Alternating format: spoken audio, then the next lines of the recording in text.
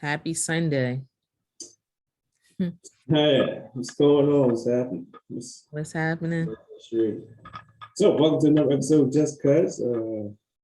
It's me and my cousin, Andy Renee Scott, and I'm sure Tolson be on here, and actual cousins and same family, and we just have Just Cuz conversations about what goes on with us. So, Yes. and today we decided we want to talk about grieving, which I think is it's an interesting topic. I think it's a topic that I don't know. I hear it's talked about, but I don't think I've seen any deep conversations about it or a topic that's discussed Yes. regularly. So because you chose today's topic, so why don't you kick us off? All righty. So I chose today's topic because I personally have been dealing with a lot of people around me that have had deaths in the last couple of months, whether it was dealing with COVID, cancer, murder, and it has been extremely hard for me as a person to support others when they go through the grieving process, because I'm also grieving as well. So it's just been really trying. And I thought, when you go through the different phases, it's going to be hard for everyone, whether it's an expected death in a certain period or it's unexpected. And I asked you, what do you think about what's the difference between expected, like that they have cancer and they're going to die in a time period, and you're still not ready. I don't think you're ever ready for death, but you can't prepare for it. But then also the times that it's totally unexpected and totally out of the blue. You think people are healthy or you start a relationship with someone and they get murdered. So it's been difficult. So I asked you, what did you think about dealing with both? So I think I believe that grieving, there's different levels of grieving, and I don't think we can generalize grieving, whether it's expected or unexpected. I think it has to deal with the connection that person has with the person, with the other person. Yeah, and I think that's how that level of grieving is going to hit the individual. Because just because it happens unexpectedly, or you are prepared for it, I think it's going to hit different just because of the connection that you have with that person. Yes. Now, I also think that we expect someone to act a certain way or are going to be devastated, but they may have already went through their grieving period. Yes. And so we cannot put our feelings or our expectations of what we think they should be grieving or how they should grieve. Yes. On them. And I think I think that's an understanding that we don't have, and it's an understanding that I had to come to myself. Yes. Because when my grandfather passed, and my grandfather was my role model. He was a person that I looked up to, and he was my father to me. Right. And just because he wasn't my direct father, you know what I mean? It still hit me I believe it hit me as hard as it hit my mom. Yes. And her siblings. Yes, it was their father, and you know what I mean? And they had way more time with him than I did. Yes. But given the connection that I had with him, it affected me deeply, and it still affects me today. because I've only had enough courage to go to his gravesite once. Mm. And I can't bring myself to do it again. The only time I've done it twice. Yes. Second time I went, it was because our cousin Tyson passed. Mm. Her father, Uncle Donald, he wanted to go to our grandfather's gravesite to see if that was a place where he wanted to bury his daughter. So they all rode with me in my truck. So I went out there. Really? Yeah.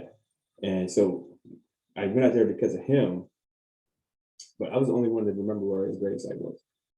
Really? Mm-hmm. I know my mom just went out there for the first time in a good while, too. Yeah. Wow. So yeah, and I remember I had a conversation with one of our other cousins, and I was saying how it really affected me, and our cousin was like, well, that was their father, and I was like, I get it, but that was my role model, that was my father too. Yes. Because of the time that I spent with him and the impact and connection that I had with him. So I don't take anything away from yes. my mom and her siblings, my uncles and my aunts. Mm-hmm. But I know that, my grieving period, hit me or had a very lasting effect on me mm-hmm. to the point to, I cannot take myself to go out there. So for me, with my grandparents, they died 6 months apart. Mm-hmm. And I was the caretaker for them. And they died in 2017. And I've never went out to the gravesite since the funeral for both of them. I will not visit. I don't really know a good reason why. I just don't. It took me a long time after I left the house to go back. I believe the first time that I went out there was with you to go look at the property. Really? We went around Christmas time, right? You came home for Christmas a couple years ago. Might have been last year. Yeah. But I had not been out there to, really ride around. I may have rode past it on the highway, but no. It's extremely difficult for me to process everything that I went through with dealing with their deaths. Dealing with their death and losing other people in the process as well, losing those relationships. Death and weddings bring out the worst in people for whatever reason. I don't know. But, when you deal with death and people, we're in our emotions and we say things that we really mean. And sometimes we've been waiting for the perfect opportunity to say it to each other. And things get taken totally out of context, what we've been built on as family. So it was extremely hard for me to lose those relationships with family members, but it also built me into understanding, when our family needs us, we need to support them. And for me, for being their caretaker and their process of cancer for both and health issues, it was extremely hard for me. Like it took me a minute to recover from not being angry because I really was exhausted. It was different for me because I had to sit in the hospital room with my grandfather and sign his hospice papers. And he asked me, what does this mean? And I said, they can't do anything more for you. You're not going to do dialysis. So I was hot about that because I am the grandchild. Right. Like I shouldn't even be having this conversation with him. It should be his own kids. Right. But that's how it rolled out. The dice rolled out. So I had to deal with it. And not only that, I had to go home and tell my grandmother that he's not, when he comes home, he's going to die within a period. And that was heartbreaking too, to watch someone or a couple that's been married for over 60 years. It's heartbreaking. Yeah. Like, you know, the sobbing and crying and the whole process of knowing that your mate is not going to be here anymore. And he was her caretaker for a period of time. Mm. So, you know, it's many levels to grieving. And even when years pass by, it doesn't get easier. Time gets easier, but Yeah. figure holidays come around, and I'm sure you deal with it too coming home. Like, it's a constant reminder of this person not being here. Yeah, yeah. Yeah, that's deep. It is a constant reminder. And man, you said quite a good points. Couple things. I guess start taking notes while we talking.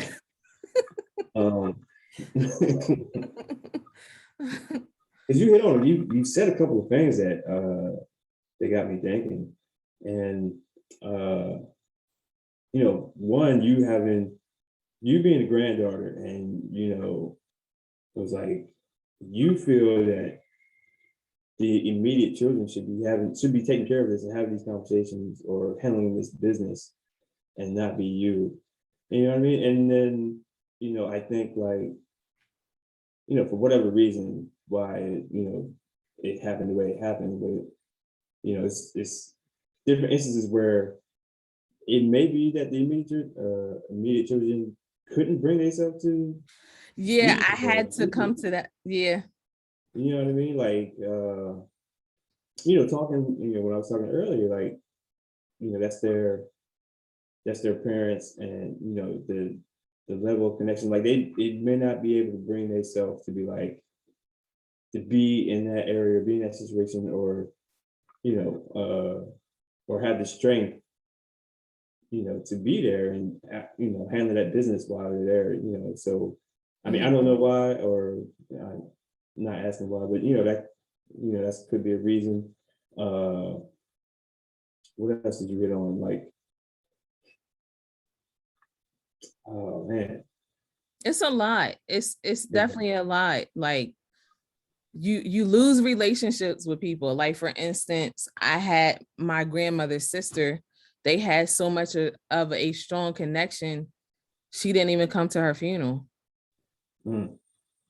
So you look at things like that, you know, it's total different levels of grieving. Some people just cannot do funerals. Now, I personally didn't understand it, but Mhm. it took me some time to understand why she did not come. Right, And right. and I had to look at their history, their family history of having to build that connection with one another because their parents left them at an early age. So all they had was each other. And when they didn't anymore, when my grandmother died, I could understand where my aunt was at, because it's something in life that you can't replace, a person that you can't replace, a relationship for 80 years that you can't replace. So I get that part, and it took me a long time to get out of an angry spirit of being upset with some family members, because, you know, people always should support one another. I think that's just me. If I'm going through something, I feel like, you know, hey, if I need to support, I'll let you know. But I felt as though that family members, prior to their deaths, they should have stepped up to the plate.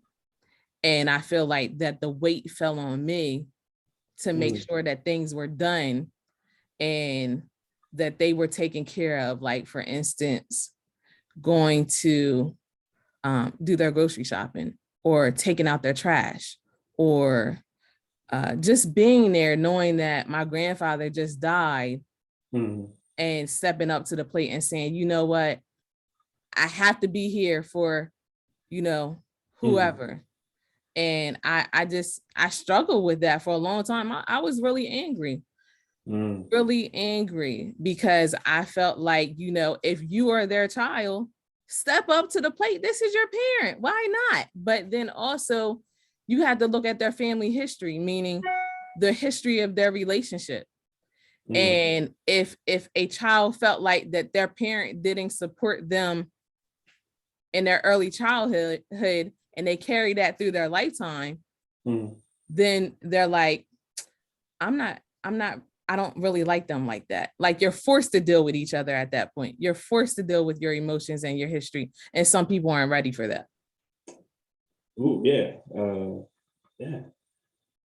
That's a good point. So I can't expect, people always say this, I can't expect you out of me. Yeah. Dropping gems today. I like it. You cannot expect. You can't expect you out of other people. Like we expect people to have good hearts and be kind and support one another. Yeah. But I also think that, you know, some people get in their own way and their own selfishness. Like, I just went to a retreat in June, and a lady talked about how her brother would not come to the hospital to see her mother, and she didn't understand it. And as soon as she said it, I could relate to it. Because I was just like, you know, when my grandfather was sick, he had cancer from 2002 until 2017. They only gave him, I believe, 5 to 7 years to live.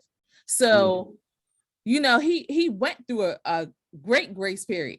And, you know, I believe that when we knew that it was going downhill, probably 6 months during Christmas time, he was in the oven and he fell and the oven broke or something like that. So this was at Christmas time, and we should have known then it was going downhill.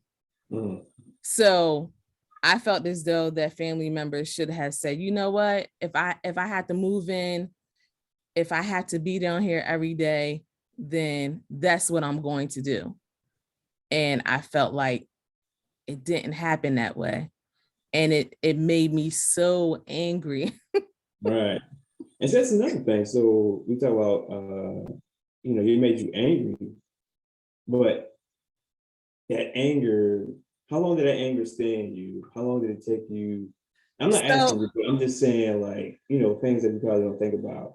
It's like, for this grieving period is like, you know, you lost a person that's, you know, dear to you, is close to you, and you value. And like, you know, your life has changed, your life is altered a bit, and you may not be yourself. No, I was not. You may not realize why you're not self. I mean, of course, we move on. Like this, you know, we adjust. We adjust and we move on, and it's just like we get back to our day to day, but you know, we may not fully be there, or we may change just a bit. And you're saying you was angry for so long, but it's just like, did that anger just stay focused on that situation at that point, or did that anger, you know, affect you other people in other aspects of, like, at work, your relationship with friends, your relationship with family, and not the family, the immediate family member, but other family members? You know, how did it affect the way that you interact with people on a day-to-day basis, you know, stuff like that? And then for you to be able to identify, you know, this is why I'm angry, and this has been affecting me, you know, for this time period. And you know what I mean? And you know, it's crazy. And then we don't talk about it. Yeah. And we don't go to therapy how we should. That's another thing, but I want to touch on this as well. For me, it took me probably 2 years of not talking to those family members. And time lost and time is gained. You know, when you embrace, for me, it was, one of them was my dad. And when our last conversation was so disgusting, and it was basically F you too, really. And on top of what issues that we previously had, because he didn't raise me, my grandfather stepped up to the plate. Well, my grandmother and grandfather stepped up to the plate. They were really crucial in my life and my upbringing. So it was hard for me to go through that grieving process just based on that relationship. I would say the other grandkids didn't have a day-to-day relationship with them like I did. So for me, it was hard. And then when all of that happened, I didn't talk to my dad or my aunt for a while, a minute. And when I saw my dad, he just started crying. And we ran into each other in Food Line. And he just started busting out crying. And it's just like, you know, when you go through grieving, you also go through the part of going through the estate. And, you know, sometimes us Black people, or people period, don't have our stuff together. And business is not handled how it is expected to be handled.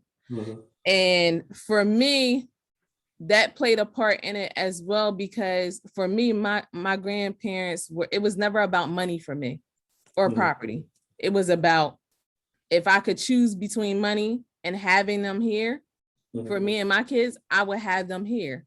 Forget the assets or any of that nature, because I don't care about that. Money comes and goes at the end of the day. But the relationship part, they were so important for me and my kids. And I don't think that my dad or my aunt fully understand it, where I was coming from. And of course, we also come from an emotional place as well, because we're grieving. And when I talked to my dad, and we talked for like almost an hour and a half in Food Line, people were looking at us like we were crazy, but it was needed because it had gone on for too long of not talking and not communicating. And that's my dad at the end of the day. I could never hate him. Now, will I tell him how I feel? Absolutely.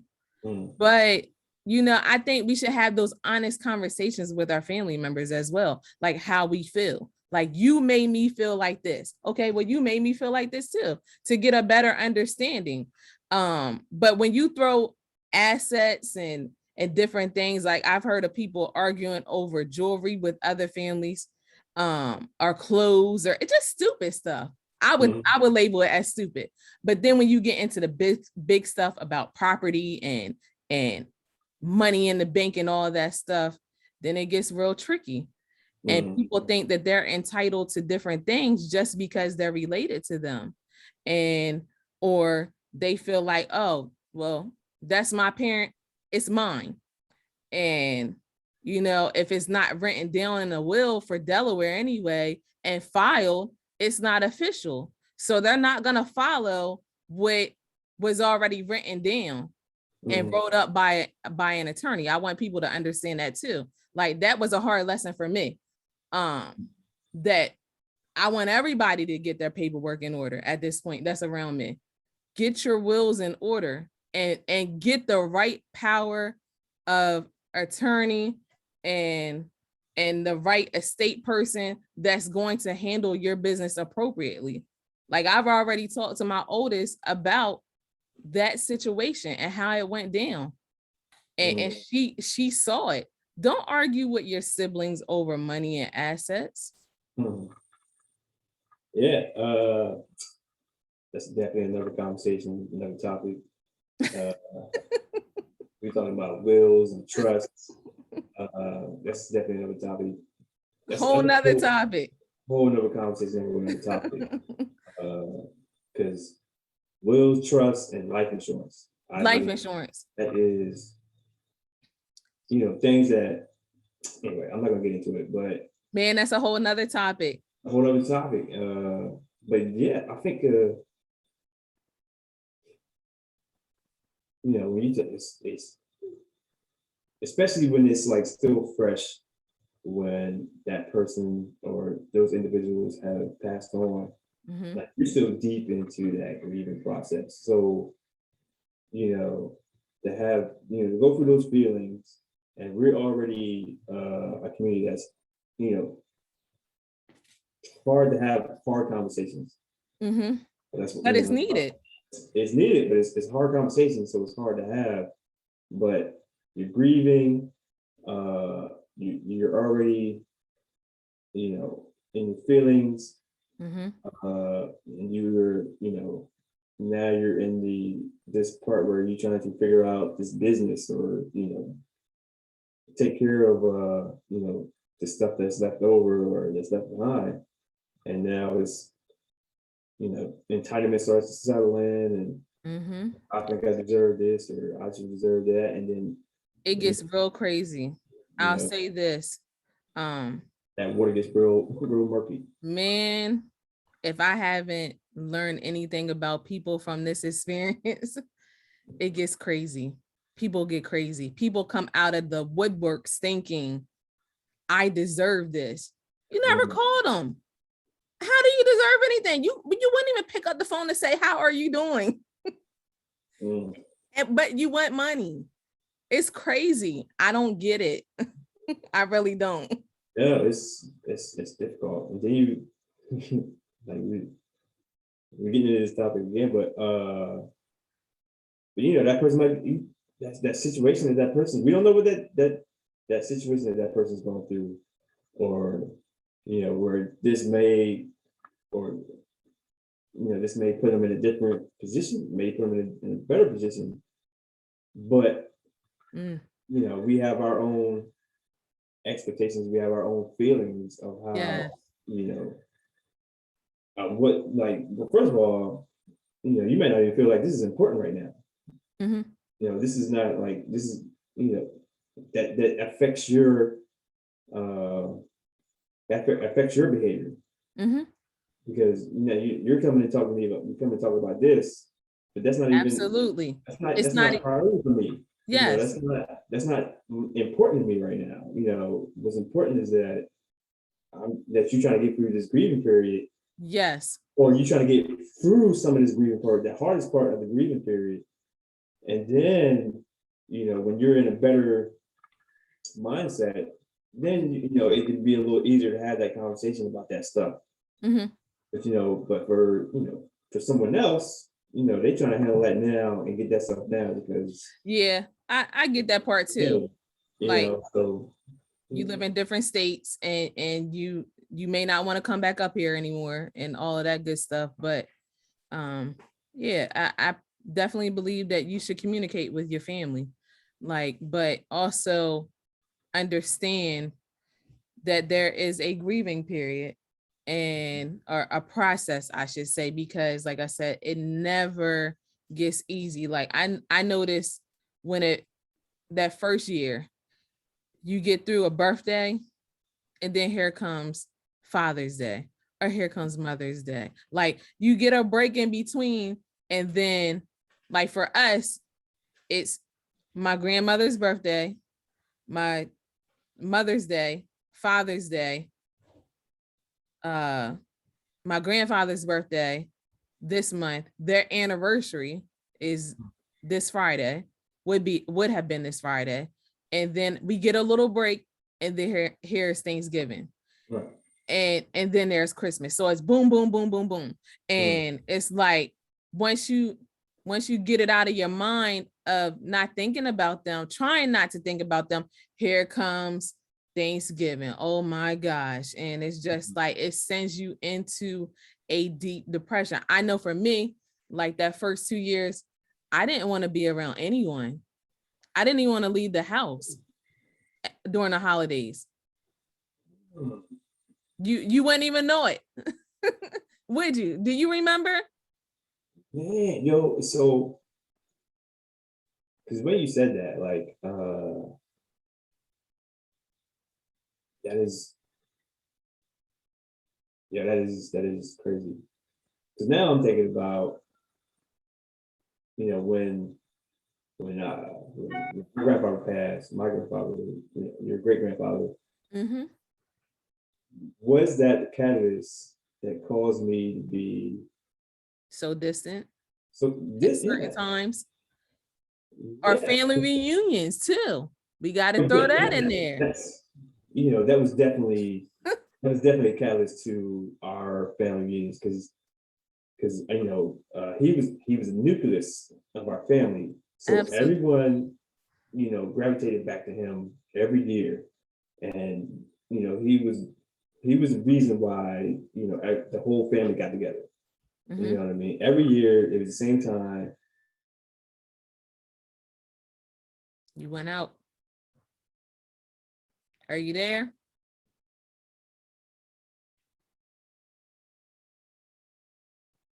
You there?